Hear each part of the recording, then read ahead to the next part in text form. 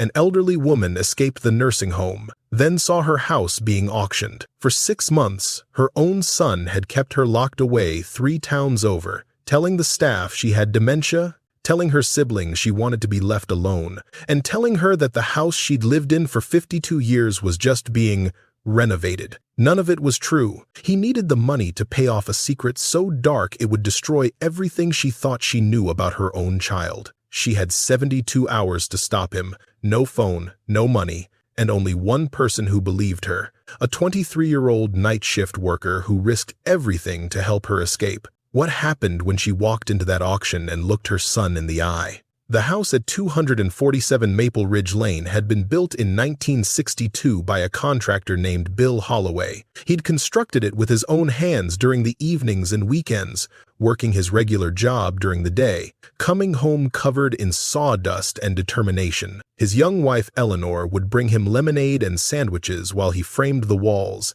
and she'd sit on an overturned bucket watching him work, one hand resting on her pregnant belly. That baby was Margaret. She'd grown up in that house, taken her first steps on the hardwood floors, and learned to ride a bike on the long gravel driveway. She married a man named Robert Holloway, and when her parents passed within a year of each other, she and Robert moved into the house they left behind. They raised 3 children there. They celebrated anniversaries and birthdays and graduations. Robert died in 2019, and Margaret buried him from that front porch. 52 years of memories lived in those walls. You can't put a price on that kind of history.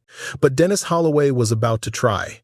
He was the youngest of Margaret's 3 children, born when she was 39 and had thought her childbearing years were behind her. A surprise, Robert had called him. Maybe that was the problem. Maybe they'd loved him too much, protected him too fiercely, made excuses for him too often. Dennis had always been charming. Even as a toddler, he could smile his way out of trouble, turn those big brown eyes on you and make you forget why you'd been upset in the first place. He'd been the class clown in school, the life of every party in college, the guy who always knew someone who could get you a deal on whatever you needed. What Margaret didn't know, what she wouldn't discover until it was almost too late, was that Dennis had also been the guy who always needed a deal. Because Dennis had a problem. It started small, the way these things always do. Sports betting with friends in his 20s.